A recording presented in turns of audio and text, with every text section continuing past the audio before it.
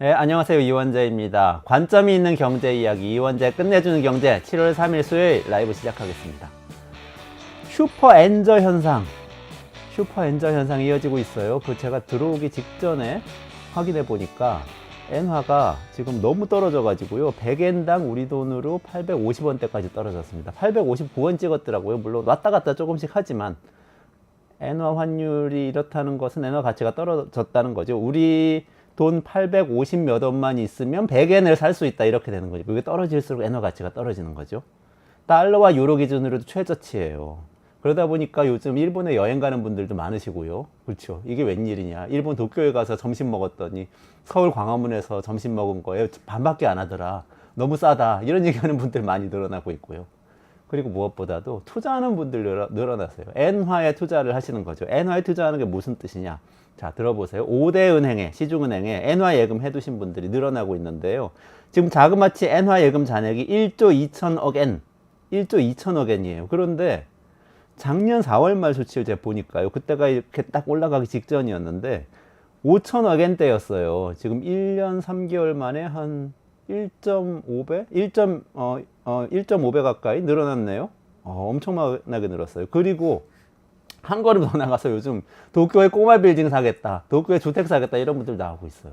5억 원만 있으면, 우리나라 돈 5억 원만 있으면 도쿄에 꼬마 대출 좀 끼고 그러면 꼬마 빌딩도 살 수 있다. 그리고 월세도 들어오고 어쩌고 하면서, 게다가 이걸 엔화를 사들여서 엔화를 산 다음에 그 엔화로 빌딩을 사는 거잖아요. 그러니까 나중에 엔화가 오르면 부동산 값 오른 거, 엔화 값 오른 거, 월세 들어온 거 뭐 다 수익이 될 수 있다. 뭐 이러면서 투자에 나서는 분들 생긴다는 거예요. 물론 이 부동산 투자는 거액이 필요하지만, 예를 들어서 리츠 같은 상품 사시면은 부분적으로 투자할 수도 있고요. 또 뭐 주식에 투자하실 수도 있겠죠. 이게 모두 다 근데 엔화가 저평가돼 있어서 지금 사놓으면 일본이 내 엔화가 언젠가는 다시 가치가 오를 것이다 이렇게 생각하면서 투자하시는 거잖아요.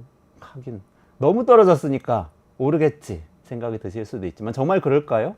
생각 깊이 해봐야 됩니다. 왜냐하면 한 나라의 화폐 가치는 그 나라의 장기적인 국력, 장기적인 경제 펀더멘털을 반영을 하기 때문에 그래요. 지금 엔저 현상의 핵심에는 강달러 현상이 있는 거죠. 미국 달러가 너무 세지고 있어요. 왜냐?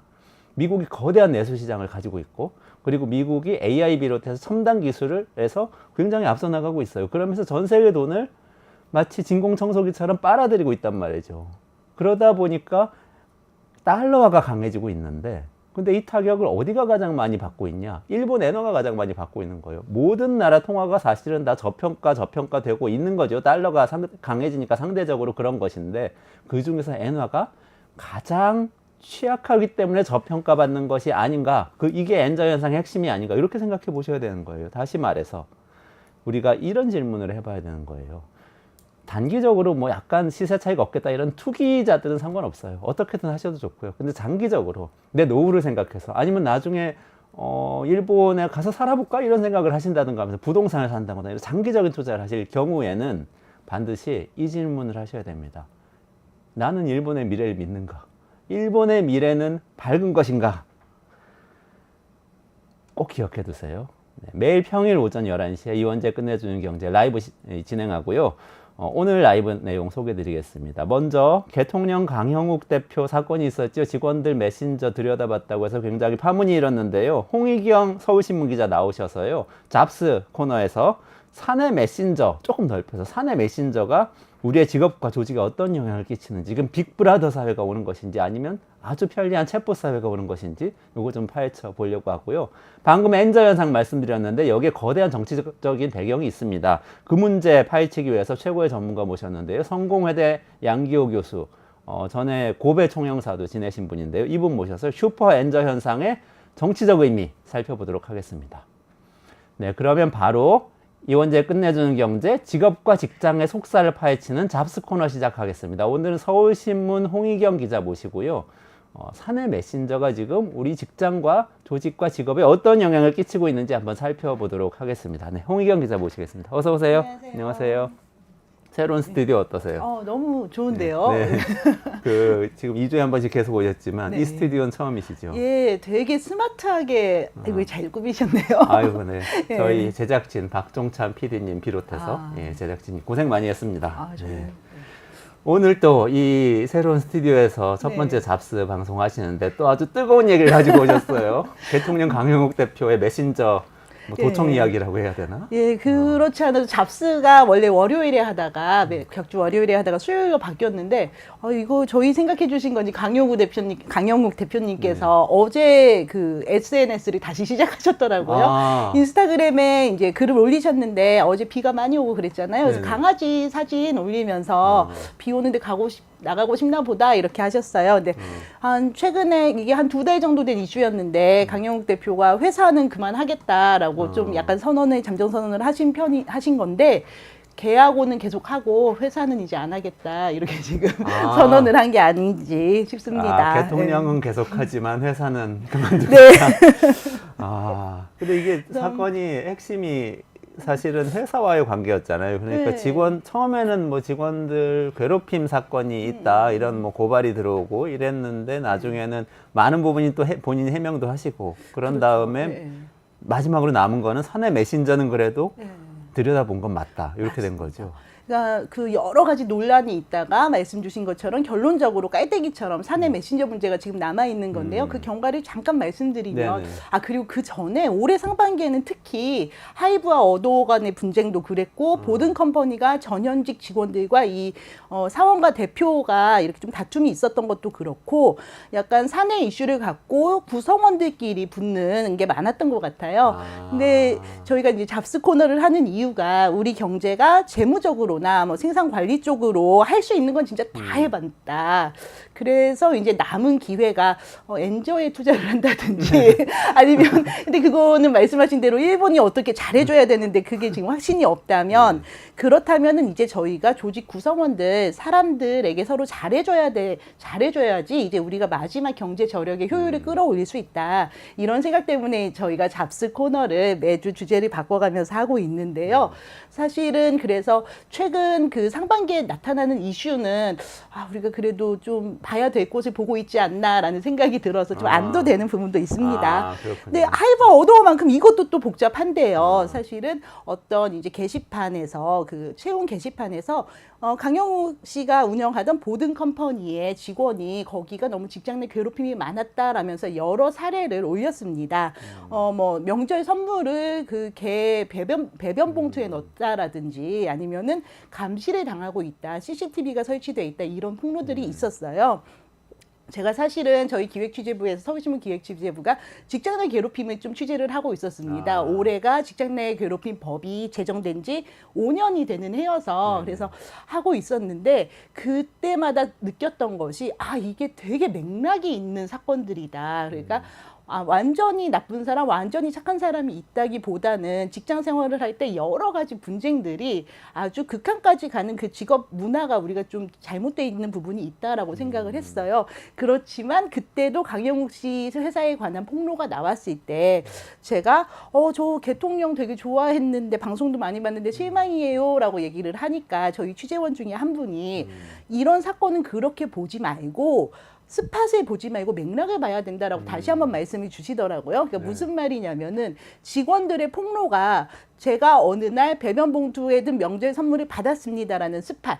그다음에 제가 어디서 옷을 갈아입는데 CCTV 그게 그랬습니다. 제가 월급을 못 받았습니다라는 스팟을 다 설명을 하는데 단편적인 사실들이란 거죠. 근데 그 전후 사정이 어땠었는지, 어떤 근로 계약을 했는지, 거기가 어떤 공간이었는지에 대한 컨텍스트가 없이 스팟이 나왔다는 거예요. 그래서 그럴 때는 물론 언론에서도 주목을 하고 모두 그 얘기를 하지만 판단은 조금 유보하는 것도 방법이다라는 말씀을 주셨었는데 실제로 그 뒤에 조금 보니까 그 강영욱 씨 부부가 기자회견을 해가지고 이제 맥락을 설명을 했잖아요. 그러면서 지금은 어쩌면 이 대표 쪽에 편이 드는 분도 계실 것 같고 그렇더라도 직원들에게 그 스팟으로 한 행동은 잘못이다란 또는 그 맥락을 믿을 수 없다라는 분들도 계실 것 같아서 어느 정도는 좀 다들 입장이 정리가 되어 있을 것 같아요. 그렇지만 이게 말씀드렸던 대로 완전히 깔때기처럼 딱 내려온 부분은 메신저. 메신저죠. 사내 메신저를 어떤 이유에서든 그리고 그것이 보일 수 있도록 시스템이 설정이 돼 있다고 해도 과연 대표가 그런 사적인 대화를 볼 수 있는가? 이 부분이 문제가 됐고 실제로 지난달에 시민 330여 명이 이 부분에 대해서 강영욱 씨 부부를 고발을 했습니다. 형사 고발한 거네요. 네, 그렇습니다. 그렇군요. 그러면은 이렇게 메신저를 들여다보는 게 예를 들면 법률적으로 보면 지난번에 나와서 설명해 주신 것 중에 네. 어떤 감청을 했을 때 내가 들어가 있는 대화를 어도어 민희진 대표 네. 얘기할 때 하셨죠. 내가 들어가 있는 방에서 뭐 네. 그때 방에서는 민희진 캡처해서 대표, 공개하는 건 괜찮고. 민희진 대표도 기자회견을 할 때 왜 캡처한 거를 엄청나게 카톡 캡처를 막 보여주면서 얘기를 했잖아요. 네. 근데 거기에는 민희진 대표가 들어가 있는 대화여서 제가 그때 그러니까 하이브에서는 제3자 간의 대화를 감사를 통해서 얻은 것을 공개했기 때문에 이것보다는 내가 참여한 대화를 공개한 민희진 씨가 법적으로 오히려 유책이 적을 수도 있을 것 맞아요, 같다라고 맞아요. 말씀을 그렇게 드렸었는데요. 말씀하셨죠. 이거는 사실은 완전 법적인 거는 아니고 제가 이제 건너서 좀 추론을 섞은 건데요. 왜냐면은 형법상으로는 저희가 녹음을 해가지고 뭐 녹취를 따고 할 때 제 목소리가 들어가 있으면은 형법상으로는 그게 불법이 되지 않는다라고 보는 겁니다. 감청에서는. 네네. 근데 제3자가 얘기하는 거를 몰래 녹음을 해가지고 뭐 그 공개 여부까지 그거 제가 잘 모르겠는데 근데 그거가 이제 감청이 되는 정보통신망법 위반이나 감청이 된다고 해서 형법상 책임을 묻는다는 거예요. 그래서 메신저도 어쨌든 대화라고 치면은 그래도 내가 참여한 대화라면은 그것은 조금 더 유책이 줄어들지 않을까. 근데 제3자끼리 한 대화를 하는 건 정말 말 그대로 몰래 보는 거기 때문에 그것은 더 문제가 될 것 같습니다.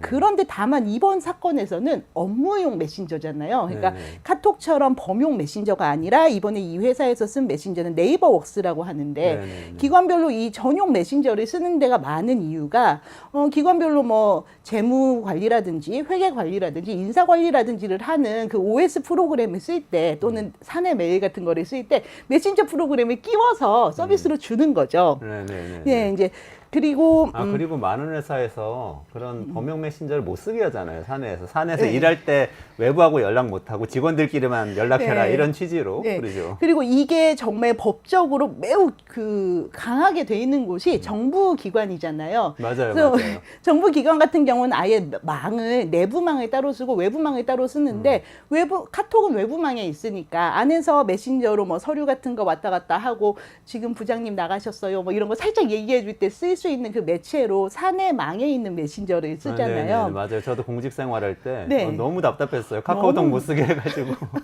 기자들도 너무 힘듭니다. 카톡으로 보내드리면 메일로 다시 보내주세요. 이렇게 맞아요. 오시거든요. 네, 맞아요. 근데 이제 그런 곳에서도 그 공직사회에서도 그 내부망을 가끔 압수수색을 할 때가 네. 있어요. 지금 그냥 기억나는 건 기획재정부도 한번 그 내부망을 메신저를 압수수색 당하고 뭐 좀 그랬었거든요. 근데 그렇게 보면 사실 저희가 공직에서는 내부망, 외부망이 완전 다르기 때문에 로그인을 새로 해야 되기 때문에 내부망에서는 되게 업무적인 얘기를 할 것 같잖아요. 네. 외부망은 뭐 카톡 이렇게 맞아요. 쓰고 네. 근데 실제로 사람이 공사가 그렇게까지 구분되지는 않아서 맞아요. 사실 그 뭐 공공기관의 내부망에 있는 메신저를 압수수색을 하는 경우에도 은근히 되게 뒷얘기나 뭐 이제 오늘 뭐 저녁 뭐 먹을까부터 시작을 해가지고 막 되게 사적인 대화가 생각보다 많이 나오거든요. 네. 그런데 내 외부망 이런 분리가 없이 그냥 직원들끼리는 항상 그 업무용 메신저를 쓰는 곳에서는 사적 대화가 더 많이 아무래도 담겨지겠죠. 근데 저는 충격을 받은 게 이번에 쓴 게 네이버 웍스라고 그랬잖아요. 네. 강영욱 대표 회사에서. 근데 네이버 웍스는 사실 우리가 네이버도 있기 때문에 네이버 웍스 쓰는 거는 카카오톡 쓰는 것처럼 누가 볼 수는 없겠지 이렇게 생각을 하기 마련일 것 같아요. 네. 사내 메신저라고는 하지만 네이버 색깔로 이렇게 딱 돼 있고.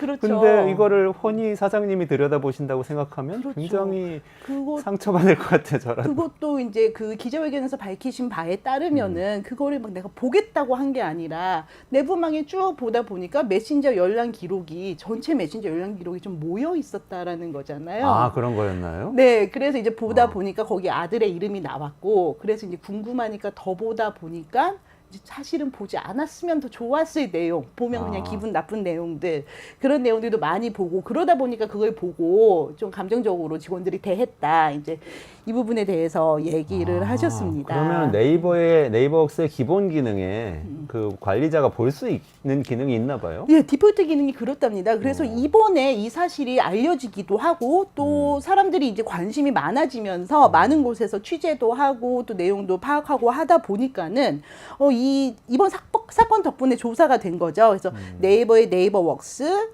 마이크로소프트의 팀즈, 세일즈포스의 슬랙, DK 테크인의 카카오워크, 그리고 토스랩의 잔디가 있는데 이 중에서 잔디만 직원 간 대화를 볼 수 없도록 설계가 돼 있고. 뉴스토마토는 잔디를 쓰고 있습니다.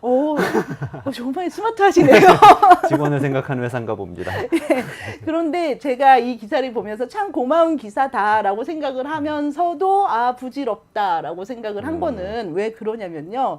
이 메신저는 사실은 직원들끼리 투표를 해서 우리 오늘부터 이 메신저를 씁시다가 아니라 회사에 입사를 하면은 회사에서 이미 쓰고 있는 그 OS에 맞춰가지고 또는 그 툴에 맞춰가지고 저도 그냥 그 메신저를 써야 되는 거잖아요. 그래서 사실은 이건 직원들이 이 메신저가 어떻다라고 해도 할 수 있는 행동은 거기에 최대한 회사 욕하지 말고 뭐 가급적이면 우리 상무님은 너무 멋있는데 어떻게들 생각하세요? 뭐 이런 차라리 이런 거를 하고 뭐 이런 자기 행동에 조심을 해야지 이거를 계약 관계를 바꿀 수도 없고 사실은 참 직장인의 비애가 보이는 부분이기도 합니다. 그러네요. 근데 지금 이 강영욱 대표 건에서는 네. 아까 잠깐 말씀하신 게 거기 아들과에 관련된 뭐 어떤 얘기가 있어서 봤다고 그랬잖아요. 네. 근데 갑자기 드는 생각이 네. 좀 요즘은 이렇게 어떤 사람이 없는 장소에서 그 사람에 대해서 계속 조직적으로 얘기를 한다거나 아니면 학교에서도 이렇게 어떤 한 해 빼놓고 단톡방 만들어가지고 그에 대해서 얘기하고 이러면은 범죄가 될 수도 있다고 또 들었어요. 네, 맞습니다. 이게요, 저희도 취재하면서 되게 독특했던 부분인데요. 이게 학교 폭력은 아마 신고를 하고 학폭위를 운영하고 한 역사가 10년이 훨씬 넘었습니다. 근데 직장 내 괴롭힘 같은 경우에는 금지법이 시행된 지가 지금 5년이 올해가 이제 돼가지고 한참 시행착오를 겪고 있는데요. 직장 내 괴롭힘법이 학폭법이랑 좀 닮았잖아요. 그래서 학폭법에서 있는 것들이 직장 내 괴롭힘으로 쭉 그 현상이 옮겨오고 있는 게 있는데 그 중에서 오지 않고 있는 부분이 메신저에서의 모욕 부분입니다. 학폭에서는 저희가 디지털 괴롭힘, 디지털 왕따라고 해가지고요. 그래서 만일에 메신저를 쓸 때요. 그러니까 이 학생, 특정 학생을 빼고서 다 뭐 반에 단톡방을 만들었다 이러면은 디지털 왕따가 되고요. 그리고 거기에서 누군가의 욕을 했다 또는 심지어는 어떤 친구에 대해서 걔가 이렇게 행동한 거를 봤어라고 그런 거를 전달하는 것도 불리한 내용을 전달하는 것도 메신저에서의 모욕이라든지 아니면 학교 폭력이 될 수가 있습니다. 그런데 직장 내 괴롭힘에서 보면은요. 사실은 저희가 단톡방을 만들어서 부서 업무를 같이 할 때가 많이 있잖아요. 거기서 뭐 정보도 공유하고요. 그런데 이 단톡방이 있으면은 항상 부서장이 없는 단톡방도 있잖아요. 이제 저희 경험상으로는. 그러니까 예를 들면 뭐 기획취재부 단톡방 있는데 그렇죠. 기획취재 부장님 없는 기획취재 부장 부원 단톡방 있잖아요. 그래서 저도 이제 팀장도 해보고 회사에서 부장도 해보고 하면은 한참 얘기하다 그럼 이건 이렇게 해볼까 했는데 계속 대답이 오다가 대화가 뚝 끊길 때가 있어요. 그럼 부서장 없는 단톡방이 열렸구나 이러면서 이제 하고는 하는데 이제 거기에서 보통은 그런 뭔가 부서장에게 바로 말할 수 없는 얘기들을 건전하게 대화를 나눌 거라고 믿고 있지만 부서장님 거기서 칭찬하고 있을 수도 있어요. 나 뜨거워서 그 자리에서 못 그렇게 이렇게 유출해서 잘못 보내고 막 부장 있는 방에 잘못 보내고 해야 될 텐데요. 그런 경우도 많잖아요. 잘못해서 부장님 계신 방에다. 많죠. 나도 여기 있다 하고 부장이 얘기하고 뭐 이런 것들도 사실 많죠. 그리고 뭐 설렁탕 먹고 싶으면서 파스타 먹자고 먼저 얘기하시는데 내가 먼저 설렁탕 얘기할까? 뭐 이런 얘기도 막 잘못 올리고. 그래서 이제 저희가 그런 거가 되게 많이 있잖아요. 근데 거기서 뭐 좋은 말만 하면 좋겠지만 사람 사는 게 또 어떤 날은 좀 험한 말이 나갈 수도 있고 할 텐데 심지어 그러니까 직장 내 괴롭힘에서는 사실은 그게 있어도 그게 괴롭힘으로 될 가능성은 좀 적습니다. 다르군요. 네, 학교 폭력이랑은 조금 달라요. 그러니까 학교 폭력보다 직장 내 괴롭힘이 역사가 짧은 것도 있지만 완전한 속성, 기본 속성이 다른 부분 때문에 좀 다른 게 있는데요. 왜냐하면 직장 내 괴롭힘에서는 우위성이라는 개념이 있어가지고 좀 더 권력 관계에서 우위에 있는 사람이 괴롭힘의 그 주체가 되는 거예요. 그래서 후배 직원들이 나는 설렁탕이 먹고 싶어 설렁탕 해도 부장이 아니야 파스타 먹자 하면은 안 되잖아요. 그러니까 숫자가 많아도 부장이 우위성이 있다고 보는 겁니다. 그런데 팀장이나 부장을 뭐 어떤 이 사람이 업무를 못하도록 수적으로 우리는 이거에 다 반대 의견을 내서 이 업무를 못하게 하자 뭐 이런 식으로 수적 우위성이 입증이 될 때는 그때는 괴롭힘이 아마 될 수 있을 거예요. 그렇지만 보통은 직급이 높은 사람이 직급이 낮은 사람에게 하는 게 그 괴롭힘법의 기본적인 취지이기 때문에요. 학교 폭력 같은 경우에는 학교 친구들이 다 동등한 관계에서 폭력이 일어나는 거니까 그런 왕따 같은 게 문제가 되는 거고 직장 내 괴롭힘은 조금 다르기는 합니다. 근데 이 케이스에서는 만약에 강영욱 씨의 아드님 이야기를 그렇게 나눴다면 그 사실관계가 좀 밝혀졌나요? 만약에 그랬다면 어떻게 될까? 사실관계 뭔가 이거 좀 궁금해지네요. 그 조사 같은 게 지금 수사기관에서 이루어지지는 아마 않았을 거예요. 근데 이제 아마 많이 비화가 되면은 강용욱 씨 부부 측에서 모욕죄 내지는 그런 명예훼손죄, 왜냐면은 사람들이 어쨌든 복수로 있는 공간에서 어떤 특정 사람에 대해서 비난이나 혐오스러운 말을 했다라는 걸 입증을 할 수 있으면 되기는 할 것 같습니다, 사실은. 그리고 업무용 메신저인데 거기서 그 디폴트 값으로 볼 수 있도록 설정이 돼 있기 때문에 이거를 감청으로 만일 감청이라면은 이게 증거 자체가 잘못 입수된 거기 때문에 부당한 방법으로 입수된 거기 때문에 수사 자체가 성립이 안 되겠지만 아마 그렇게 될 수도 있지 않을까. 그러니까 이건 되게 많은 조건이 성립했을 때 처벌이 될 수도 있고 안 될 수도 있고 이런 부분입니다. 그럼 두 가지 얘기가 있는 거잖아요. 메신저를 들여다봤다. 그러니까 사장이 직원의 메신저를 들여다봤다는 문제하고 우리 직원들이 거기서 업무하고 관련된 얘기를 한 게 아니고 약간 개인에게 모욕이 될 수 있는 이야기를 하고 있었다. 두 이슈가 지금 부딪히고 있는 거네요. 예, 약간 그렇습니다. 저희가 메신저로 직원들 사생활을 훔쳐봤다가 이건 되게 고의로 훔쳐봤다가 그 처벌을 받은 분이 유명한 분이 계십니다. 양진호 회장이라고 예전에 그 웹하드 업체 운영하면서 그분이 좀 직장에서 이제 출근한 상태에서 사무실에서 뭐 직장인, 아니, 그러니까 회사 직원의 그 뺨을 때린다든지 이런 장면들이 좀 방송돼가지고 저희가 좀 되게 많이 놀래고 충격을 받았었죠. 그리고 사실은 직장 내 괴롭힘 법도 별칭으로 양진호법이라고 불리는데요. 그 이유가 이게 2013년부터 직장 내 괴롭힘법 또는 직장 내에서 인권을 보장하는 법을 만들자라는 움직임이 있었는데 계속 국회 계류되다가 국회 회기 만료되면은 폐기되고 하다가요. 양진호 씨 사건이 너무 많은 충격을 줘가지고 양진호 씨 사건 이후 몇 달 만에 여야 합의로 이 법이 통과가 됐습니다. 그래서 계류됐던 법이 사실은 그분의 되게 충격적인 모습으로 이게 그렇게 됐어요. 근데 양진호 씨가 되게 많은 혐의를 지고 있고 이분이 지금 아마 수감 중이실 텐데요. 되게 혐의가 많아가지고 그래서 사실 횡령 배임이라든지 뭐 그 직원 폭행이라든지 되게 많이 있는데 그 중에 하나가 도청 프로그램을 깔아가지고 그 직원들의 스마트폰을 감청하고 그 다음에 뭘 하는지를 다 본 거 그 혐의가 있었습니다.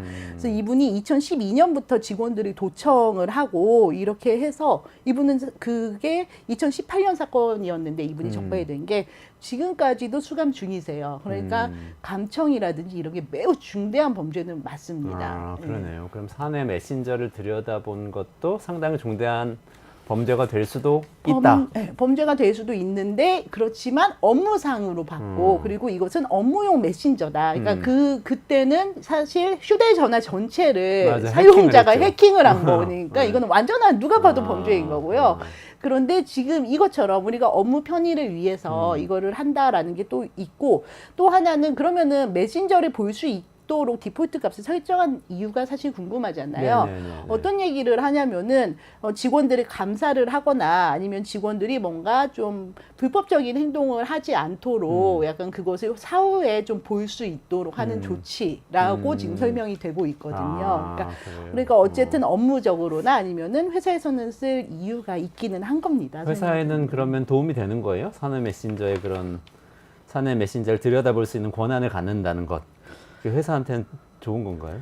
그게 필요한 저는 사실 건가, 아니 그러니까 정말로 회사에서 뭐 무슨 도난 사고가 났다든지 도난 사고는 좀 이상하군요. 그래도 어쨌든 뭔가 기술 유출이 났다든지 그렇죠. 하면은 네네네. 그건 매우 내밀하게 이루어지는 일이기 때문에 이 사람의 행적을 다 봐야 되고 행적을 보기에 메신저나 아니면 이 사람의 컴퓨터 뭐 이런 이런 것보다 더 좋은 거는 없을 겁니다. 근데 문제가 일어나지 않았을 때 일상생활에서도 그럼 이게 필요한 기능인가에 대해서는 제가 비록 회사 대표나 회사 회장님은 아니지만 저는 좀 별로일 것 같아요. 그래요. 왜냐하면 저희도 취재를 하면서 되게 많은 정보를 보지만 사실은 이 정보만 보면 좋겠는데 이 정보까지 봐서 스트레스를 받을 때도 있어요. 그러니까 정말로 업무상 또는 남들의 사적인 대화를 보는 게 그게 뭐 항상 자신에게 불리한 얘기가 있을 수도 있고요. 사실 강영욱 씨 부부 같은 경우에도 안 봤으면은 아무 그렇죠. 일도 일어나지 네. 않았을 일을 봐서 기분이 나쁜 거잖아요. 근데 거기에 정말로 누가 의도적으로 나는 부장님이 너무 좋아, 꿈에도 좋아 이렇게 하는 사람은 정말 의도적으로 하겠지. 누가 회사에서 누군가의 말을 내 메신저에 좋게 쓰지는 않을 그렇죠. 거잖아요. 그러니까 일단 기분 나쁜 말이 써 있을 가능성이 훨씬 높기 때문에 안 하는 거고요. 실제로 외국에서는 이 문제가 그렇게 크게 불거지거나 논란이 되지 않습니다. 그래서 그러면 외국은 이런 프로그램이 없기 때문인가? 그거는 아니에요. 외국도 역시 외국도 되게 기업 보안이 철저하고 그렇지만 기본적으로 사용자가 별다른 이유 없이 자신의 호기심만으로 직원들의 이걸 보는 것에 대해서 비윤리적이라고 생각을 하기 때문입니다. 그러니까 기업에서 윤리를 여러 가지로 따질 수도 있겠지만 그냥 다들 기업에서는 어쨌든 특별한 몇몇 분을 빼고는 하급직에서부터 시작을 해서 올라가게 되잖아요. 그러면은 그때 그 기억을 잊지 말고 내가 어렸을 때 싫었던 거는 나도 하지 말자. 이거 정도가 사실은 상급자의 기업 윤리라고 보면은요. 제 메신저를 누가 본다는 거를 누구도 좋아하지 않을 거고 그게 아주 윤리적인 행동이라고 생각하지 않을 거잖아요. 그러니까 내가 공식적인 업무 시간에 회의 시간에 사람들이 다 보내서 다른 사람이 메신저를 보진 않을 거 아니에요. 몰래 가가지고 뭐 퇴근했을 때나 점심시간에 혼자 있을 때 이렇게 볼 거 아니에요. 그런 행동은 안 하는 게 기업 윤리라고. 근데 이게 윤리 보는 얘기로 겁니다. 하면은 약간 뭐랄까 그냥 착한 사람이 되자 이렇게 들리기도 해요. 근데 저는 얼른 드는 맞아요. 생각이 이게 시스템으로 만들 수는 없을까 싶기도 해요. 예를 들면 어떤 특정한 사건이 생겨서 뭐 검찰이나 경찰이 영장이 있어야 수사를 할 수 있는 것처럼 회사의 어떤 프로세스를 거쳐서 결재를 받아야만 감사라든지 이런 어떤 특정한 케이스에 한해서 직원의 누구의 메신저를 특정해서 시간을 특정해서 그걸 들여다볼 수 있다. 이렇게 사내에서 규정을 만들어 놓는 거 어떨까? 그런 생각도 사실 드는데. 그 생각도 조금 드는 게요. 이 보안 문제 같은 경우에는 윤리 문제도 있고 법적 윤리 문제가 있지만 윤리는 되게 늦게 바뀌기 때문에 법적으로 제약을 했을 때 확 바뀌는 것들이 있긴 있습니다. 그게 대표적인 게 또 메신저인 카카오톡이잖아요. 그러니까 카카오톡 같은 경우가 예전에는 검찰이 압수수색을 가면은 서버를 그대로 줬다는 거죠.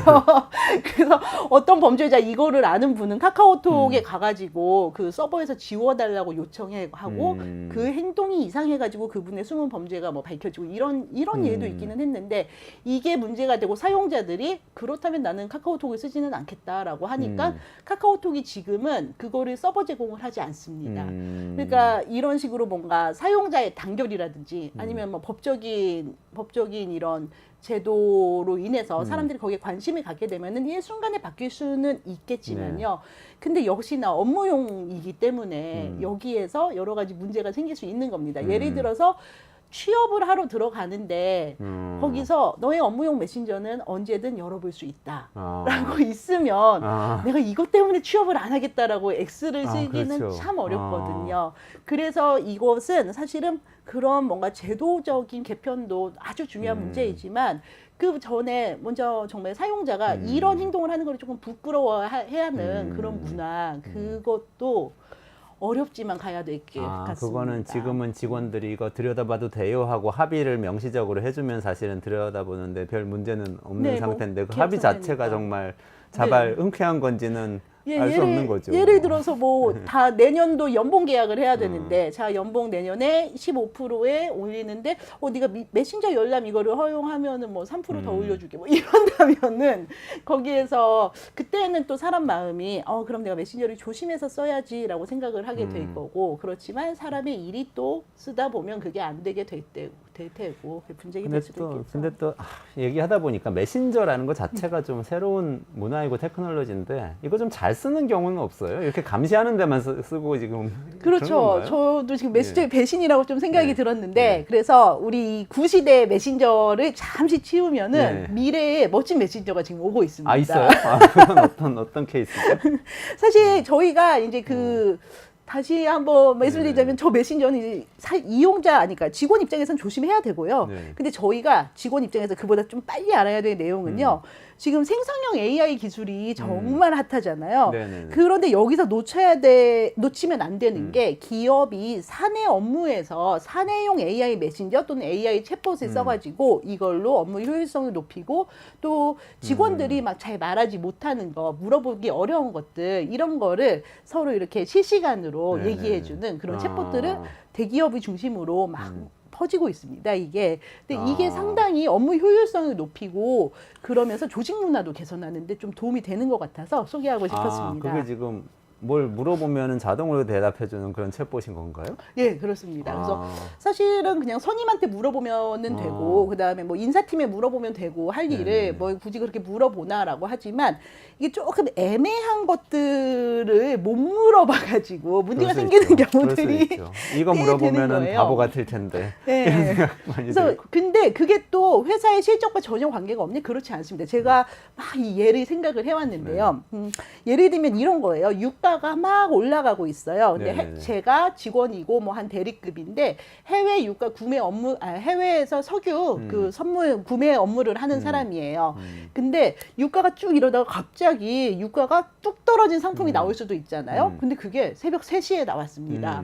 자, 근데 이걸 사면은 회사에 너무 이익이 돼요. 일단 이걸 잘 잡으면. 밤새서 근무하고 있는데 네, 열심히. 밤새서 근무하고 있다는 것도 알릴 수 있고 그렇지만 이거를 하려면은 구매 결정을 하려면 상무님이나 뭐 전무님 임원의 허가가 있어야겠죠. 이게 뭐 한두 푼이 아니니까요. 그럼 고민을 할 거 아니에요. 내가 지금 새벽 3시인데 이걸 했는데 이걸 하면은 또 그것 그렇죠. 때문에 전화해라고 내가 바보가 될까? 아니면은 정말 훌륭한 직원이야 이렇게 될까? 정말 여기서 고민을 하는데 이거를 새벽 3시에 물어볼 데가 없을 텐데 챗봇에 예전에 우리 회사에서 새벽에 조건이 좋은 유가 선물을 계약한 선례가 있니? 라고 물어보면 얘가 있다고 하면은 전화를 해서 나중에 물론 이제 그때 그 상무님이 이 상무님은 아니니까 이것 때문에 전화해라고 할 수도 있지만 그때는 예 상무님 이런 선례가 있어서 저는 우리 회사가 이런 회사인 줄 알았습니다라고 설명을 할 수가 있잖아요. 변명을 그렇죠. 할 수가 있고. 네네네. 근데 이런 부분들 그러니까 생각해 보면은 이런 암묵지라고 할까요? 회사에서 경험으로 알거나 아니면 도제식으로 배웠던 부분은 저희가 잘 전수가 안 되는 부분도 많고 그런데 챗봇에 우리 회사 고유의 문화라든지 우리 회사 고유의 업무 처리 방식이 넣음으로써 회사의 정체성을 가져가면서 업무 효율도 높일 수 있는 방법들이 계속 나오고 있는 거죠. 그거 좋네요. 그러니까 예를 들면 지금 같은 경우는 챗 GPT에다가 많이 물어보시는데 그렇게 물어보면은 다 공개된 자료만 학습해가지고 얘가 대답을 해주잖아요. 네. 근데 우리 회사 내부에만 있는 자료가 그렇죠. 있잖아요. 그걸 학습시켜서 AI 챗봇을 만들면 네. 딱 우리 회사에 특화된 답을 하겠네요. 그렇죠. 그리고 그 회사의 윤리를 높이는 방법이 여러 가지가 있었지만 대기업들이 하는 걸 보면 예를 들어 뭐 신한은행은 신한웨이라고 그런 거를 보는 삼성은 뭐 파란피 뭐 이렇게 해서 자기들끼리 하는 그 문화들이 있잖아요. 그 문화라는 것이 그 하나의 구호이기도 하지만 그게 쭉 내려와서 행동 양식이 되고 그 행동 양식에서는 어느 정도의 선이 정해져서 우리 회사는 최소한 뭐 협력업체 여기까지는 갑질은 하지 않아라는 그런 암묵지가 있는 건데 그것을 챗봇이 독자적으로 학습할 수 있는 시대가 된 윤리도 겁니다. 그렇게 바꿀 수 있다. 네. 그러니까 효율성도 높이고 윤리도 바꿀 수 있다. 아까 조직 문화 얘기도 좀 하셨는데 조직 문화에도 영향을 줄 수 있나요? 이 챗봇이? 그렇죠. 그리고 사실은 요즘이 조직마다 문제가 되는 게 성별 간 생각이 다른 것과 그것보다 사실은 더 문제가 세대 간 세대가 문제가 있잖아요. 그래서 예전에는 후배와 선배가 얘기를 하고 회식을 하면서 이건 이렇게 하는 거야. 그 부장님한테는 이렇게 해야 되는 거야. 라고 가르쳐 주던 게 사실은 거의 다 없어졌다고 보면 됩니다. 그러니까 비형식적인 학습이 사실 없어진 건데요. 그 부분을 챗봇이 대체할 수 있을 것 같습니다. 그리고 오히려 반대로요. 이걸 물어봐도 돼? 이걸 내가 궁금해하는 게 맞아? 라고 하는 부분이 챗봇에서 나오면은 그렇다면 아 물어봐도 되는구나 라는 생각을 좀 역으로도 할 수 있고요. 다만 여기서도 문제는 있습니다. 지금 저희가 메신저 단계 그 전에 업무용 메신저에서 열어보기가 가능했잖아요. 네, 네. 챗봇은 아, 사람끼리 하는 것도 아니기 때문에 별거에 다 물어보지 않겠습니까? 아, 그러네요, 진짜. 근데 만일 이상한 이거를 거 물어봤다가. 열어본다라고 하면은 그땐 또다시 우리 상무님은 너무 멋진데 우리 상무님에게 잘하려면 어떻게 뭐 이런 질문만 들어가겠죠. 그러면은 저희가 이제 그거를 학술적으로는 정말 조직 침묵이라고 하더라고요. 그러니까 침묵하는 조직이라는 겁니다. 아. 그러니까 어떤 뭐 대안이 대안은 아주 높은 사람에게도 있을 수 있지만 신입 사원한테도 있을 수 있잖아요. 그 대안이 잘 인출되는 게 좋은 회사일 텐데 그 기능이 마비가 되는 거죠. 감시 때문에. 아, 그러네요. 아, 저는 사실 예전 기억이 있어요. 제가 삼성경제연구소 출신이거든요. 그때에 어떤 신입사원이 네. 이런 사건이 있었어요. 사내 메신저, 그때 삼성 메신저가 있었는데 네. 지금 S봇이라는 그 챗봇 훨씬 이전의 메신저. 와, 역시 앞서가네요. 이재용을 검색해봤더니 네. 이재용이 있는 거예요. 그래서 어떤 신입사원이 그냥 네. 메신지 보냈어요. 근데 삼성 안에서는 막 네네네. 이 신입사원과 회장님과의 거리는 그냥 막 그렇죠. 7단계, 8단계 네. 건너서 평생 못 만나는 사이거든요. 메신저로 점심 네. 드셨습니까? 이렇게 인사를 했다는 게 온 삼성의 직원들한테 캡처본이 막 다 돌아다닌 와. 거예요. 아, 이렇게 지금 신입사원들이 와. 변했다 그러고 답도 왔어요. 답이 왔다고요? 네, 네. 답은 네, 잘 먹었습니다. 어떻게 뭐 그 다음에 그런 건 NU는 아, 없고요. NU는 없고요. NU가 그냥 없었군요. 그렇게 바뀌었다고 회장님 합니다. NU가 없었네요. 아, 지금 오늘 사내 메신저로 시작해서 이렇게 말씀을 듣다 보니까 이 에피소드가 생각난 게 네. 진짜 이게 사내 메신저에서 AI 봇으로 넘어가면서 조직 문화를 근본적으로 바꿀 수도 있겠다. 회장하고도 맞다이 뭐 이럴 수도 있는 거고 끼리끼리 뭐 그룹화 이것도 될 수 있는 건데 그 모든 것은 다 이 감시라는 이 문제를 어떻게 적절하게 해결하느냐에 달려있겠다. 이런 교훈을 저는 좀 얻은 것 같아요. 네, 저희가 믿을 수 있으면 좋은 세상이 열리는 거고 믿지 못하면 회장님 좋은 말만 하다가 네. 끝나는 거고요. 그럴 것 그러네요. 같습니다. 네, 오늘 여기까지 좀 진행해야 될 것 같은데요. 네, 홍희경 기자하고요. 우리 사내 메신저 강형욱 대통령 이 씨의 이 사건으로부터 시작된 이 문제로부터 시작해서 요걸 어떻게 잘 활용해서 기업에서 효율성도 높이고 또 조직 문화도 더 나은 방향으로 바꿀 수 있을지 되게 흥미로운 이야기 들었습니다. 조금만 기다리시면 일본의 엔저 현상이 지금 심각한데요. 일본 정치 상황이 지금 어떤지, 일본은 이 문제를 또 어떻게 보고 있는지 양기호 성공회대 교수님 모시고 말씀 나누겠습니다. 홍희경 기자님하고 저하고 오늘 여기서 인사드릴게요. 고맙습니다. 맞습니다.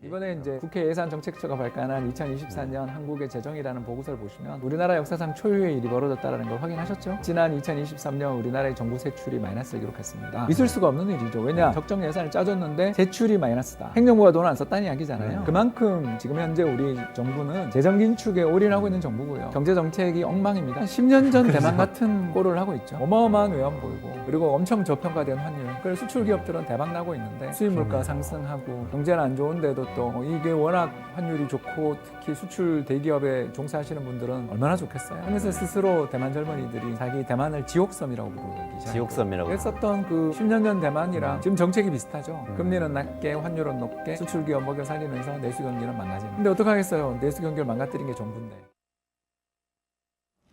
네, 이원재 끝내주는 경제, 관점이 있는 경제, 끝내주는 인터뷰 진행하겠습니다. 오늘은 일본과 관련해서 최고의 전문가를 모시고요. 슈퍼 엔저 현상이 갖고 있는 정치 사회적 의미 좀 짚어보려고 합니다. 양기호 성공회대 일본학과 교수님 모시겠습니다. 안녕하세요. 네, 안녕하세요. 네, 어서 오십시오. 바쁘실 텐데 와주셔서 감사합니다. 고베 총영사도 지내셨으니까 좀 정책 현장 경험도 있으신 거죠? 그렇죠. 역시 이제 일본에서 유학을 한 6년 정도 했고, 네네. 그리고 총영사로 1년 이상 했기 때문에 현장에서 경험도 상당히 많이 도움이 됐습니다. 네네네. 네. 오늘 한 30분 정도 그 예. 엔저 현상에 대해서 저희 독자들은 굉장히 관심이 많으신데요. 엔저 현상의 조금 거시적인 의미, 정치 사회적 의미까지 포함해서 좀 말씀 좀 여쭤보도록 하겠습니다. 제가 일단 그 제일 궁금한 게 지금 사실 엔화가 이렇게 막 가치가 떨어지고 있는 게 뭐 좋은 점도 있고 나쁜 점도 있을 텐데 일본 분들은 어떻게 보고 있나? 일본 사회, 일본 정치에서는 어떻게 보고 있나? 이게 뭐 굉장히 이제 정부 궁금합니다. 사이드하고 이제 일반 시민 사이드는 약간 다른 것 같아요. 우선 이제 일반 시민 사이드에서 본다면 우선 물가가 오르고 있거든요. 그러니까 엔저기 때문에 당연히 이제 수출은 잘 되고 관광객도 많이 들어오는데 일반 국민들이 피부로 느끼는 체감 물가는 훨씬 빠른 속도로 오르고 있거든요. 아, 이제 물가가 오를 수밖에 없죠. 엔이 약하기 때문에 네. 예를 들면 이제 일본인들 빵 굉장히 많이 먹고 있거든요. 네. 전부 다 이제 밀은 수입하는 거지 않습니까? 어. 그다음에 석유도 수입하고 그러다 보니까 이제 올해 물가만 한 3% 이상 오르고 있거든요. 네. 그래서 이제 일본 정부에서 도저히 지금 힘드니까 우리나라 돈으로 한 12,000원 정도 얼마 안 됩니다. 이걸 이제 전기료가 너무 올라가지고 네. 심지어 2배 된 경우도 있었어요. 전기료가. 전기료가. 이거 에너지 엄청나죠. 수입해 와야 되니까. 그렇죠. 그런 거죠? 또 일본은 단독주택이 많으니까 전기세가 상당히 많이 쓰기도 하고 많이 나오기도 네, 해요. 네, 네. 우리보다 훨씬. 네. 네, 그래서 이제 그 부담을 줄이기 위해서 12,000원 정도 정말 그 푼돈이죠. 근데 그렇지만 그걸 이제 전기 가스 보조금으로 지급을 하겠다고 했는데 일반 국민들은 별로 이제 피부에 와닿지 않습니다. 전 국민한테 지급한 겁니까? 맞습니다. 그건? 가구별로 맞습니다. 12,000원? 가구별로 세대에 전부 다. 그리고 이제 우선 또 하나는 해외 여행 가거나 유학 가거나 할 때는 굉장히 좀 빈곤함을 느끼죠.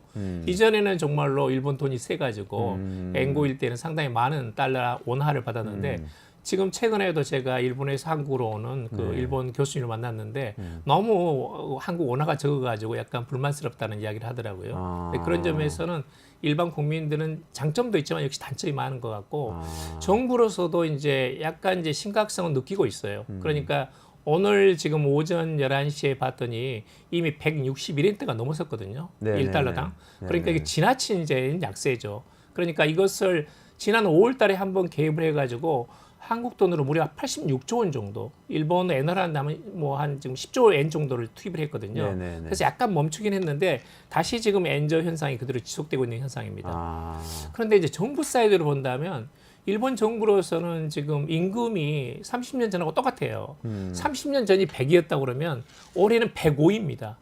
그러니까 이제 아버지 임금에 초임하고 아들 임금 초임하고 전혀 바뀌잖아요.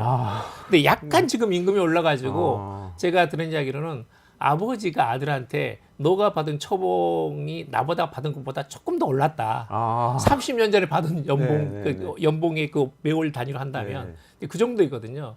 그래서 이것은 이제 디플레라든지 그다음에 임금이 오르지 않고 물가가 오르지 않고 장기 침체가 지난 30년간 지속이 되면서 일본이 상대적으로 위축된 거거든요. 근데 이것을 이제 극복을 하려면 지금 그 아베노믹스 연장선상에서 통화를 팽창시키고 엔화를 약세를 만들면서 그다음에 수출을 늘리고 이제 수출을 늘리게 되면 소득세, 법인세가 늘어나니까 정부로 봐서는 국세가 많이 들어거든요. 근데 그렇다 보니까 이제 세금이 늘어나는 것이고 네. 정부로서는 편하죠. 네. 그리고 전체적인 이제 토탈 GDP라든지 국내 총생산이 오를 가능성이 있거든요. 네. 근데 그런 점에서는 일본 정부로서는 그리 나쁘지 않은 것 같아요. 아, 근데 역시 종합적으로 본다면 일본이 지금 작년에도 독일에 밀려가지고 지금 전 세계에서 국내 총생산 4위로 밀렸기 때문에 네, 네. 이건 이제 1980년대하고는 완전히 다른 현상이죠. 그렇죠. 2등 이등이었죠. 국가로 예, 계속 뭐 있었는데 도쿄를 팔면 저 미국을 한 10번 살 수 있다 그렇죠. 그러고 미국을 잡아먹을 듯이 막 맞습니다. 상승했잖아요. 그때 일본 내에서 많이 팔린 책이 달러가 휴지가 되는 날이에요. 아, 그래요? 달러가 그러니까 지금 휴지가 엔저가 되는- 아니라 완전히 엔이 너무 세가지고 아, 이게 플라자 하브가 1985년에 있었는데 그때 이제 230에 있는 것이 120엔으로 이제 N고가 됐고 달러당. 그렇죠. 두 배가 그렇죠. 가치가 이제 오른 거네. 80엔이 그때는 80엔까지 또 이제 N이 세진 적이 있었기 때문에 N이 그러면 3배까지 가치가 오른 거네. 그렇죠. 플라자 합의가 1984년이니까. 맞습니다. 그리고 지금과 비교한다면 정말로 2배 이상 센 거죠. 아, 그러네요. 그렇죠. 지금 그러면 반으로 거의 떨어졌다고 반으로 떨어진 거예요. 볼수 그러니까 있겠네요. 그러니까 이제 그때는 뭐냐면 이게 달러가 휴지가 되는 날, 그러니까 완전히 N이 세계 기축 통화가 된다라는 식의 자신감을 가지고 있었는데 지금은 이제 그 낯이 서지는 않는 거죠. 그러니까 일본 사람이 그 당시에 플라자 합의 직후에 달러당 80엔대 됐을 때 미국 가서 집을 산다면 그렇죠. 지금에 비해서 반값으로 예. 살 수 있었다. 예, 그렇죠. 뭐 이런 얘기잖아요. 엄청나게 미국에 있는 주요 빌딩들이라든지 뉴욕에 있는 뭐 그다음에 미국에 있는 뭐 여러 가지 자동차 회사 아니면 뉴욕 빌딩들 다 사들이지 않았습니까? 맞아요. 저도 기억납니다. 캘리포니아에 있는 GM 공장을 일본의 도요타에서 맞습니다. 와서 막 사고 그랬어요. 맞습니다. 미국 공장을. 근데 이제 사실은 지금 생각해 보면 그것도 약간 투자예요. 지금 일본은 별로 이제 무역 수지에 대해서 걱정하지 않거든요. 근데 무역 수지가 지금 엔저가 되다 보니까 수출은 잘 되는데 그만큼 수입 물가가 올랐어요. 그렇죠. 그러다 보니까 이게 무역 수지가 흑자로 잘 전환되지 않습니다. 그런데 그때 많이 투자를 해놓다 보니까 지금 대외 순 자산이 역시 아직까지 독일을 제치고 세계 1위거든요. 거의 3조 달러 육박합니다. 그래도 미국에 투자한 건 달러로 수입이 들어오니까 다 들어오죠. 그리고 이제 뭐 달러가 배당이라든지 강세니까 그다음에 괜찮네요. 이익이라든지 이런 그 수지가 다 들어오지 않습니까? 네네네. 원래 일본은 그러니까 무역 수지가 메인이 아니에요.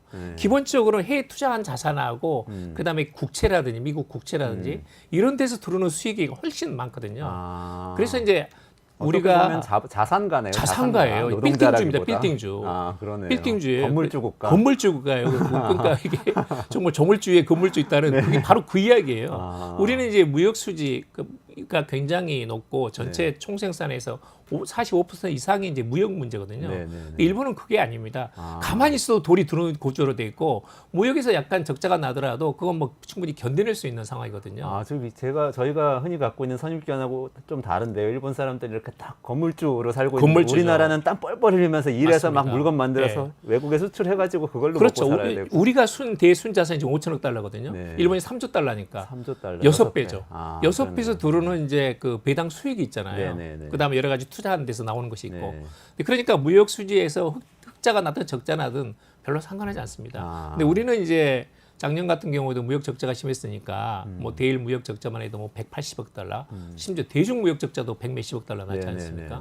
그럼 이건 심각해지는 거죠. 그렇죠. 심각한 문제죠. 예. 지금. 근데 일본의 경우에는 별로 그렇게 영향을 받지는 않습니다. 그런 점에서 인프라는 있는데 점점 그 인프라가 약해지고 있다는 것도 또 분명한 사실이죠. 인플레이션도 약해지고 있고 제가 지금 말씀 듣고 보니까 정부는 그래도 견딜만 하다. 수출도 하고 대외 자산도 있고. 근데 국민들은 되게 물가도 오르고 해외 나가면은 빈곤한 그렇죠. 국가 국민인 것 빈곤한 같은 국가가 된 느낌도 거죠. 들고 국민들은 안 좋다 이렇게 말씀 주셨는데 그러면 정부는 이거를 교정을 할 생각은 없는 건가요? 교정을 해야 된다고 생각하고 임금을 올리라고 자꾸 이야기를 해요.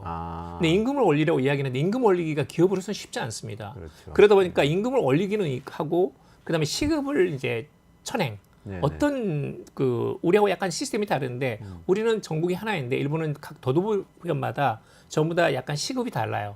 오키나와는 시급이 좀 낮고 최저임금 시급이. 근데 도쿄는 약간 높습니다.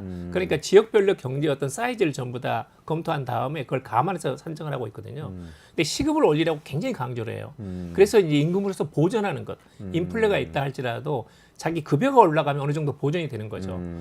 그런데 그럼에도 불구하고 지금 실질 임금이 3% 이상 감소했어요. 마이너스 3%거든요. 그러니까 수입 물가가 오르다 보니까 일본 국민들이 체감할 수 있는 것이 아니고 체감하는 것은 오히려 부정적인 영향이죠. 그러네요. 예.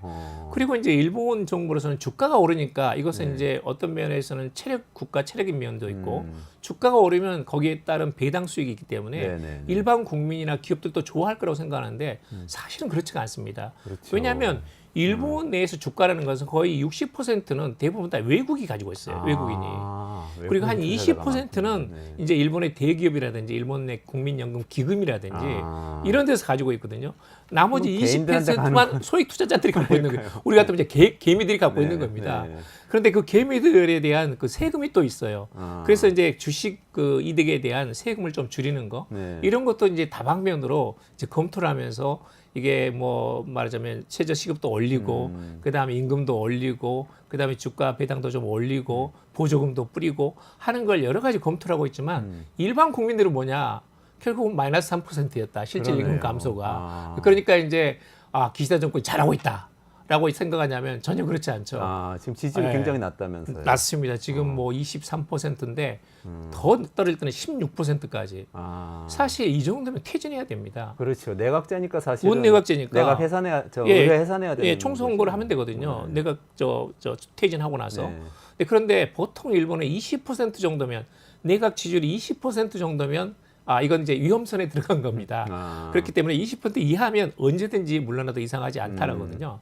근데 기시다 총리가 지금 16%까지 떨어졌어요. 아. 근데 그럼에도 그러면 불구하고 퇴진할 때가 된 퇴진할 거네요? 때가 된 거예요. 네. 그리고 지금 여러 가지 문제가 많습니다. 정치자금 스캔들에다가 어떤 경제적인 성과, 효과도 별로 못 느끼고 있고 체감 경기도 그렇게 좋지는 않고 또 약간 지금 경기가 둔하고 있는 상태거든요. 근데 그럼에도 불구하고 지금 기시다 총리가 9월 달에 자민당 총재 선거가 있습니다. 네네. 근데 이제 3년이 되는 거거든요. 네. 그래서 자민당 총재 임기가 3년이다 보니까 거기서 이기면 총리가 되는 겁니다. 그런데 이번에 또 나갈 생각입니다. 아. 그런데다가 게다가 제가 지금 좀 이상하다고 생각하지만 재선될 3선될 가능성이 또 있어요. 기시다 총리가 기시다 총리 다시 지지율이 선거에 그렇게 낮은데요? 낮은데도 불구하고 아. 근데 9월 달에 기시다 총리가 다시 될 가능성이 있습니다. 아. 이게 또 왜 우리로 그렇죠? 봐서는 의아한 건데 네. 문제는 이제 그 다른 후보자 예를 들면 이시바라든지 코노타로라든지 있는데 당 내에서 지지라든지 또는 일반 국민들이 어떤 눈높이라든지 지금 기시다 총리보다 과연 잘할 것인가에 대한 어떤 신뢰, 크레딧이 없는 거예요. 아. 근데 그러다 보니까 이번에 9월 달에 기시다 총리가 다시 재선에 도전해 가지고 되면 다시 3년이 시작되는 거죠. 아. 그런데 이제 그것은 지금 당 내에서는 너무나 지지율이 낮다. 그다음에 이번에 정치자금 스캔들 문제에 대해서 제대로 대응하고 있지 못하다라고 하면서 비판적인 지금 그런 논조가 많기 때문에 네. 상당히 지금 약간은 좀 위험성이 들어와 있고 또 과연 9월달 총재 선거가 어떻게 될지 지켜봐야 된다라는 그런 이제 상황입니다. 일본은 자민당이 그냥 계속 집권하는 것 같이 보여서 변수가 없는 것 같아 보이기도 한데 계속 그렇습니까? 야당은 힘을 못 쓰나요? 아닙니다. 자민당이 이제 그 참패한 것은 2009년에 있었죠. 네, 네. 그 이전에도 연립 정권이 있긴 했지만 완전하게 정권 교체가 된 것은 2009년 9월이거든요. 네, 네, 그때 이제 그 당시 민주당이 완전히 그 정권을 잡았죠.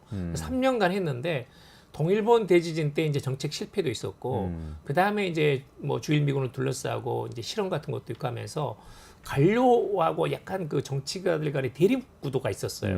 그러면서 이제 정책이 일반적으로 집행되지 못하면서 결국 3년 만에 내려오면서 제2차 아베 내각이 들어오면서 2012년에 그리고 나서는 이제 아베노미스가 있고 아베가 뭐 강한 일본을 지향을 하면서 나름대로 일본 국민들한테 많이 먹혀 들어갔어요. 네, 네, 네. 그래서 이제 지금의 자민당 지배 구조를 다시 바꾸기는 어렵다. 아. 그런데 이제 최근 들어가지고 그 내각 지지율, 정당 지지율이 점점 떨어지고 있기 때문에 정권이 교체될 가능성이 있느냐?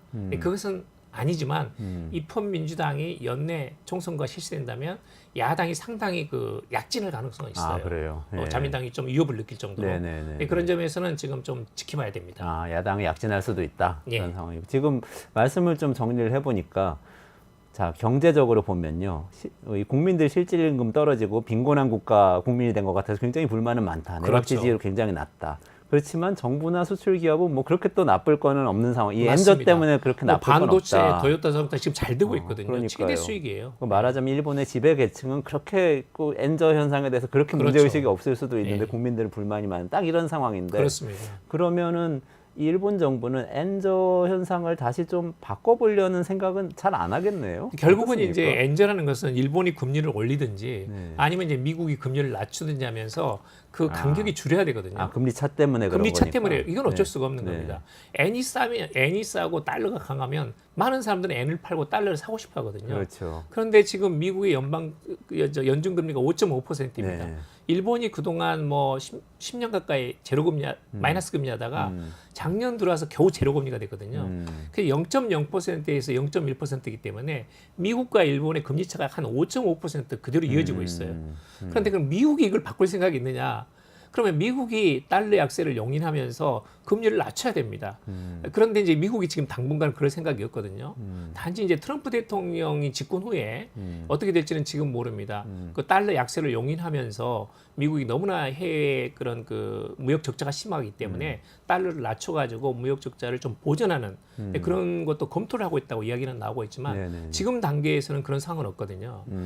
그리고 이제 일본이 만약에 그러면 금리를 올려가지고 예를 들면 5.5% 너무 격차가 심하기 때문에 일본이 1%를 올린다.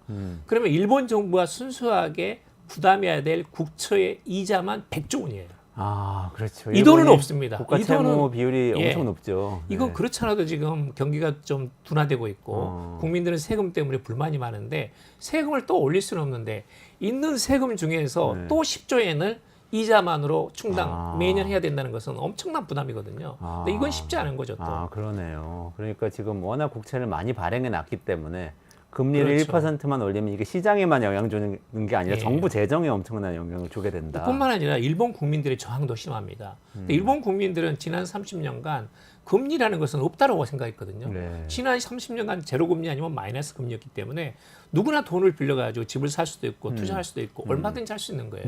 왜냐하면 이자가 제로니까. 네. 그런데 금리가 1% 올라간다? 그러면 일본 국민들이 이제 부담을 느껴야 되는 거예요. 근데 그러면 이제 50대, 60대, 70대 이미 금융자산이라든지 부동산 자산을 갖고 있는 분들은 문제가 없어요. 충분히 대응할 수 있으니까.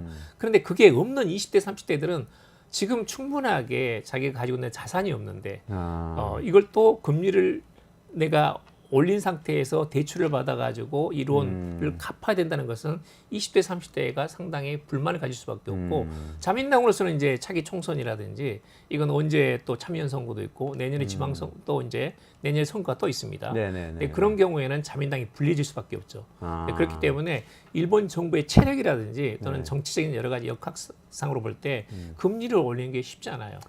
금리 올린 해법이 사실은 궁극적 해법인데 그건 쉽지 않겠다 이런 맞습니다. 이제 말씀이시네요. 미국이 낮추면 일본은 이제 거기에 따라가는 거죠. 아, 미국은 점점 낮추는 시기가 늦어지는 것 같은데요. 점점 맞습니다. 그럼 경제가 너무 좋은 것 같아요. 문제는 일본이 그 아베노믹스의 어떤 신화 같은 것이 일본 자민당 그 주류파들이 계속 가지고 있는 거예요. 네.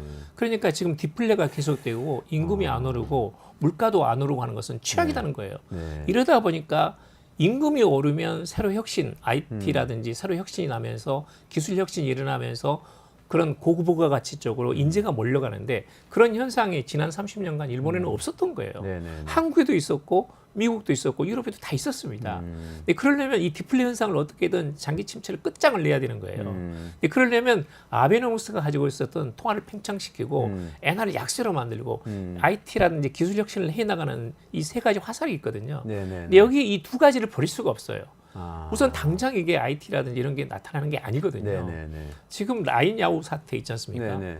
이것도 지금 쉽지 않습니다. 지금 일본에서 결론이 나온 게 뭐냐면 이 지분 문제, 네이버하고 야인 야후하고 지분 문제를 재조정하는 것은 어렵다는 것이 결론이거든요. 아. 당분간은 쉽지 않습니다. 아. 왜냐하면 이 라인을 만든 사람은 한국 사람들인데 네네. 9,700만의 일본인들이 쓰고 있어요. 네. 거의 국민 메신저입니다. 네. 그런데 기술을 담당하고 있는 라인 플러스는 지금 분당에 있는 네이버에 네. 있어요. 네. 거기가 본사입니다. 네. 그리고 거기 기술자가 2,500명이에요. 네. 근데 이 기술은 한국이 가지고 있어요. 네. 또 대만이라든지 타이라든지 인도네시아에서는 대부분 다 라인 플러스에 장악을 하고 있습니다. 그건 일본에 있는 게 아니에요. 네. 그 데이터라든지 전부 다 관리를 여기서 합니다. 심지어 일본 데이터도 여기서 관리하고 있고. 네. 그래서 이 기술을 뺏어오고 싶은데 AI, 데이터, 그다음에 제3차 그런 뭐 바이오라든지 네네. 전지라든지 이런 것들을 일본이 앞으로 기술 혁신을 하려면 이런 소프트뱅크에서 이걸 가져오고 싶은데 이거 안 되는 거예요. 이게 안 됩니다. 이건 기술자가 2,500명의 기술력이라는 것이 지난 10년간 라인이 가지고 있는 기술의 축적이 있는데 그렇죠. 이걸 함부로 못 뺏어오는 거죠. 그러니까 더욱 안 달날 수밖에 없는 것이고. 그래서 지금은 물론 이제 일본도 이런 그 바이오라든지 아니면 특히 반도체, TSMC에서 지금 그 구마모토에도 엄청난 투자하고 있거든요. 네네네네. 일본 정부도 거의 지금 1조 원 이상을 투자를 하고 있습니다. 네네네. 네, 그런 식으로 여러 가지 투자는 하고 있는데 문제는 뭐냐면 이런 것들이 단기적으로 성과가 나지 않습니다. 그렇죠. 네. 그리고 일본 국민들이 너무 익숙해져 있어요. 이 구조 자체를 바꾸기가 힘들어요. 그런데 일본 정부는 만약에 지금 엔저를 용인하면서 통화를 팽창시키는 지금의 정착적자 하지 않는다면 아베노믹스가 그동안 지향해왔던 조그마한 성과, 뭐 주가는 올랐죠. 그다음에 엔저로 수출은 지금 호황이죠. 근데 그런 성과마저 완전히 이제 그 소멸될 사라질 가능성이 있는 거예요. 어떻게 보면은 엔저로 통합 팽창시키면서 국민들을 조금 이렇게 상황을 무마시키면서 이렇게 번 여유를 가지고 혁신을 해서 미래 성장 맞습니다. 동력을 찾으려고 했는데 아직 이 혁신이 안 완성되지 나오는 않은 거예요. 안 상태에서 나오는 이 앞에 것마저 포기하면 와르르 그렇죠. 할 것 같다. 그러니까 이런 문제는. 우리는 상상이 안 되는데 네. 일본 정부는 아베 정권 때부터 했던 게 2% 인플레이션 목표치가 있어요. 네, 네. 어처구니 없죠. 우리는 지금 이번에 2%를 올리자고 올리는 거예요. 우리는 우리는 항상 낮추려고 인플레 때문에 문제가인데 올해 들어서 지금 약간 지금 인플레가 약간 뭐 이번 달에 좋습니다. 성적이 좋은데 23% 넘어가지 않았는데 일본은 계속 0%인 거예요. 네. 이것을 이제 디플레이드하다 보니까 마이너스까지 있거든요. 그래서 이제 그러다 보니까 성장률도 지금 지난 10몇 년간 0.6%입니다. 네. 거의 성장이 되지 않아요. 결국은 물가가 오르고 임금이 오르고 또는 이제 IT 혁신이 일어나고 기술 혁신이 일어나면서 경기가 선순환하는 구도를 만들어내야 되는데 근데 그러려면 지금의 엔저 정책을 바꾸기는 어려워요. 근데 그런 것들이 이제 일본 정부가 취할 수 있는 정책 수단이 굉장히 한계가 너무나 많다라는 거죠. 그러네요. 다른 문제는 없을까요? 예를 들면은 지난번에 저희 방송에서 몇 번 최승병 박사라는 분하고 좀 다뤘었는데 일본이 좀 군비 확장을 하기 위해서 오랫동안 차근차근 준비를 해서 방위비를 계속 증강시키고 있다는 거였어요. 근데 생각을 해보니까 제가 엔저 현상이 심화되면은 그렇죠. 방위비를 증강해도 어차피 무기 외국에서 사와야 되는 네, 거잖아요. 맞습니다. 그리고 이런 문제도 생기지 않습니까? 일본은 말씀하신 대로 미국에 엄청난 무기를 구입해요. 엄청나게 F-35라든지 아니면 네네. 이지스함 같은 거, 이지스함 통째를 구입하는 건 아니지만 거기에 들은 핵심 부품 같은 거 전부 다 구입합니다. 네. 그다음에 미사일 같은 거, 네. 그다음에 잠수함 부품 이런 것에 대한 미국의 어떤 군사 무기에 대한 의존도가 엄청 심하거든요. 그것 전부 다 달러죠. 그러니까 F-35 같은 경우는 거의 한 뭐 16% 오르고 그다음에 이지스함이라든지 여러 가지 다른 것들은 심지어 거의 2배 가까이 오른 것도 있어요. 그러니까요. 그거 살 수가 없죠. 엔화가 아까 80엔 하던 네. 때하고 비교하면은 다 2배 가격일 2배 거 가격이니까. 아닙니까? 그러니까 그걸 이제 처음에는 110엔, 5엔 정도에다 산정을 했는데 지금은 거의 한 50% 정도 이상 오른 거죠. 네. 그러니까 이제 일본 정부로서는 부담을 느낄 수밖에 없는데 그럼에도 불구하고 이걸 하겠다는 것이 이제 기시다 총리 입장입니다. 왜냐하면 이제 이 우크라이나 사태가 남의 일이 아니에요. 이제 대만 사태가 있거든요. 언제 발생할 수도 있죠. 네. 그렇기 때문에 우크라이나에 대한 러시아의 침략이라는 것은 곧 중국의 대만 침략하고 일치되는 거예요. 그러니까 이제 미국에 대한 의존도도 높아지고 일본 국민들도 세금 부담이 너무 심하긴 하지만 지금 방위비 예산을 1%로 된 것 중에서 2%로 올리는 것은 어쩔 수 없지 않느냐 하는 생각을 하는 거예요. 지금 그래서 이제 1.3%입니다.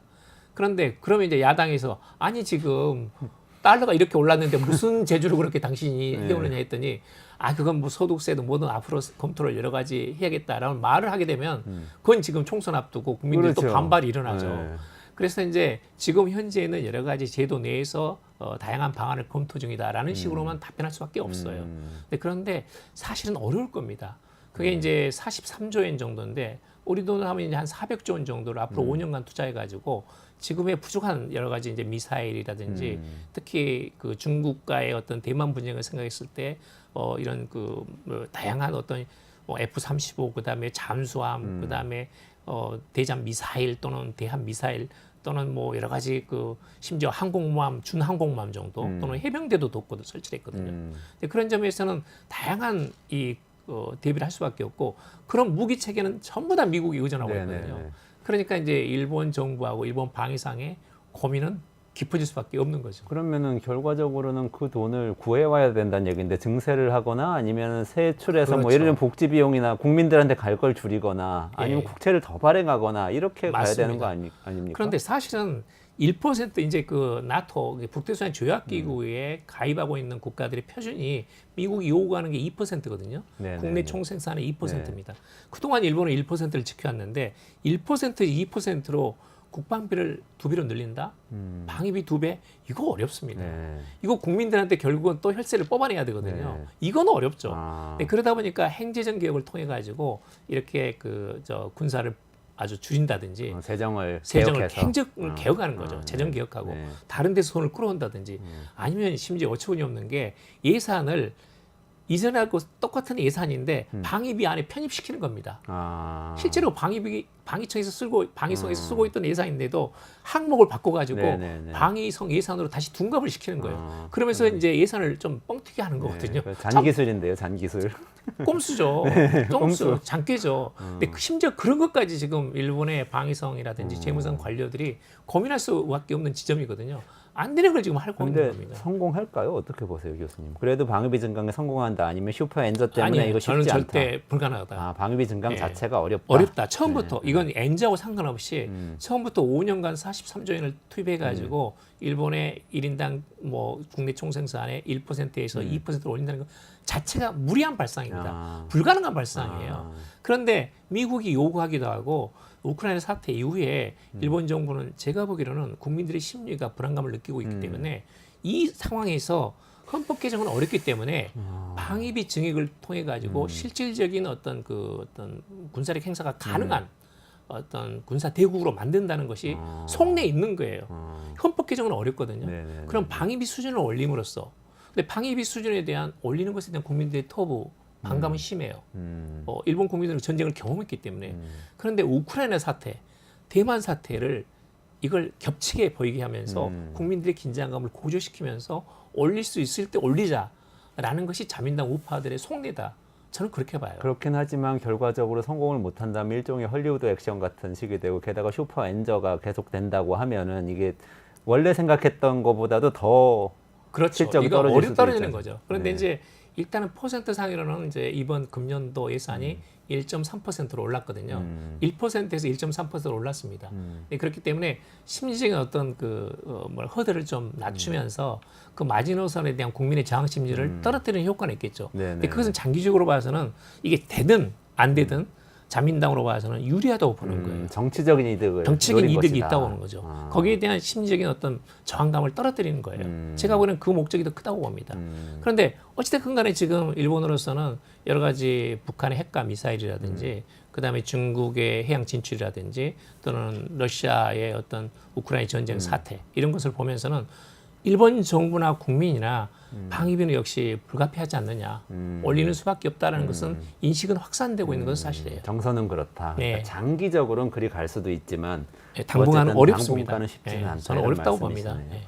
지금 이 엔저 상황이 그 동북아 정세에 끼치는 영향은 없을까요? 어떻게 한일 관계나 뭐 일중 관계 어떻게? 그런데 보십니까? 이제 우리 원화도 지금 약세거든요. 네네네. 그리고 중국의 위안이라든지 한국의 원이라든지 일본의 엔이 지금 연동합니다.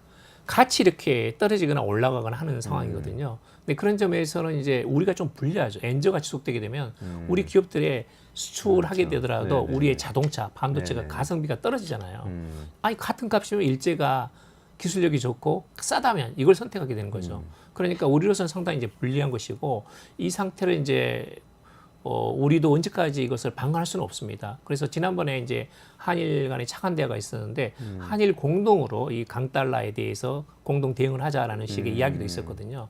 근데 그런 점은 좀 고민을 해봐야 되고 또 하나는 이제 한국이나 중국이나 일본이나 그동안 중국이 많이 추격을 해와가지고 기업 간의 어떤 그 상호 경쟁이 치열해요. 네. 그러니까 이게 지금 어떤 그 생산 제품에 대한 어떤 퀄리티라는 것이 많이 중국이 올라오면서 겹치는 부분이 있습니다. 경합주가 되어 있거든요. 근데 그런 점에서는 엔저가 지속되거나 하게 되면 우리도 상당히 이제 불리하죠. 네네. 우리 기업들의 장기적인 어떤 기업들의 전략에도 영향을 미칠 수밖에 없고 네네네. 네, 그런 점에서는 역시 이제 우리도 좀 약간 지켜봐야 된다. 네네네. 나무 일이 아니고 네. 방관할 수는 없다라는 것이 이제 제 생각입니다. 교수님 아까 플라자 합의 전후에 엔화 말씀하시면서 든 생각인데요. 예. 이렇게 생각할 수는 없을까요? 예를 들면 예전에 플라자 합의 전에 250엔 달러당 250엔까지 됐던 게 3분의 1로 추락하면서 엔화가 강세가 된 거잖아요. 그렇죠. 강세 예. 3배나 올랐다가 지금 다시 반으로 떨어진 엔화 가치 그렇죠. 기준으로 가치. 따지면 이게 좀 장기적인 국가 경쟁력이나 이렇게 국제사회에서 위상 이런 것들을 반영하는 측면은 없을까요? 맞습니다. 저는 그렇다고 봅니다. 아. 역시 이제 그 N이라는 것은 기본적으로 이제 어떤 화폐 단위라는 것은 그게 강하냐 약하는 어떤 국가 어떤 기업 인프라 또는 국가의 체력하고 직접 연관된 문제거든요. 또 사실 자존심의 문제입니다. 그렇기 때문에 일본도 이제 지나친 엔 약세에 대해서는 이걸 수정하고 싶다. 이걸 개정해야 된다는 생각은 있는데 현실적으로 보면 역시 좀 쉽지는 않다라는 거죠. 그런데 문제는 이게 일본인들이 더 심각하게 느끼고 있는 것이 예전에는 달러가 강할 때도 엔이 강했어요. 네. 왜냐하면 대순 자산이 3조 달러나 가지고 네, 있기 네, 때문에 네, 네. 엔은 최종적인 가장 신뢰할 만한 기축통화다 이렇게 인식이 있었거든요. 네, 네, 네. 지금은 달러가 강세가 되면 엔이 떨어지는 겁니다. 그건 뭐냐면 일본이 앞으로 과연 장기적으로 봐서 어떤 국가 체력이라는 것이 또는 기술 체력이라는 것이 충분히 성장할 수 있는 기대치가 있는 거냐라는 것에 대해서는 불신감이 역시 약간씩 확산되고 있는 것에 반영이 아닌가 하는 생각이 드는 거죠.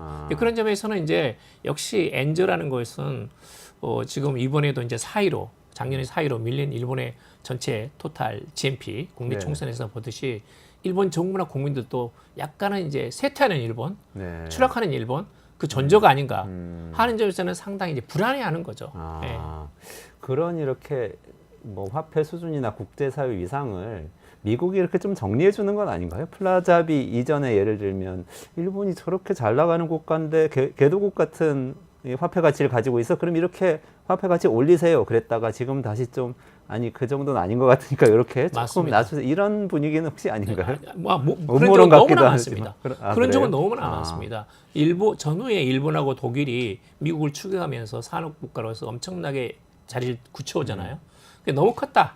과거의 패전국들이 너무 컸기 때문에 이건 좀 뭔가 보기 좋지 않다라고 하면서 미국과 중국 간의 국교 정상화를 통해 가지고 중국을 끌어올리면서 일본과 독일을 견제했거든요. 그 전략을 완전히 먹혀 들어간 거죠.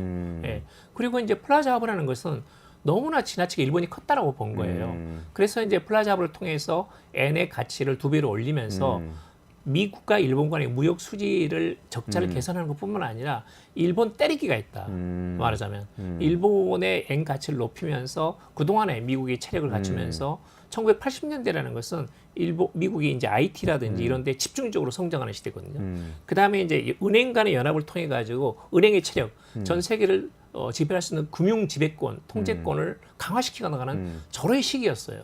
근데 그 과정에서 시간을 번 거죠. 근데 그게 되고 나니까 결국은 지금은 어떻게 되냐? 강한 미국과 약한 일본으로 바뀌었거든요. 그런 전략들은 뭐 미국은 얼마든지 할 수 있죠. 그러면 지금은 강달러와 약한 엔도 그런 국가 간의 힘의 차이, 격차를 그대로 보여주는 것이다. 이렇게 생각하시는 저는 맞습니다. 거예요? 뭐 궁극적으로는 가장 중요한 요소는 이제 일본이 가지고 있는 미국 국채라는 것에 대해서 네. 그대로 방치하는 거죠. 지금 당분간은 일본이 그대로 구입하는 것을 놔두는 것이죠.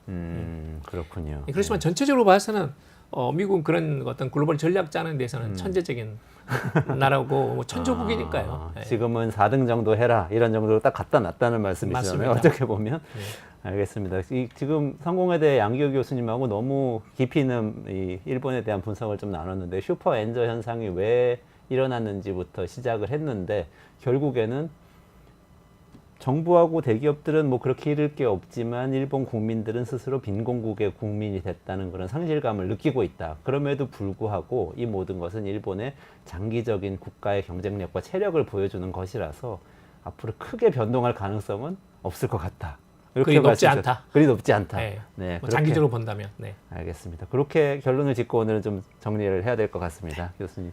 저 성공회대 일본학과 양기호 교수님하고 말씀 나눴고요. 이원재 끝내주는 경제 매일 11시에 진행합니다. 내일도 11시에 라이브로 찾아뵙겠습니다. 저는 여기서 양기호 교수님하고 같이 인사드리고 물러가도록 하겠습니다. 네. 고맙습니다. 고맙습니다.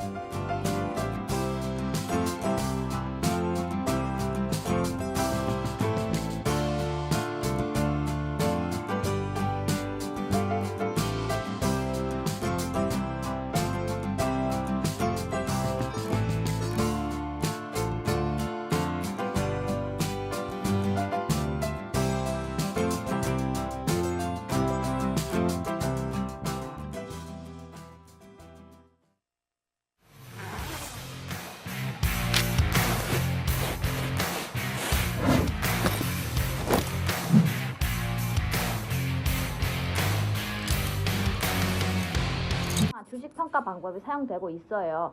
그 다 들어봤죠 이거? 이건 기본이잖아. 이거 모르는 사람 있어? 자, PAR 뭐야? 따는 거. 그치. 그게 주당 시정.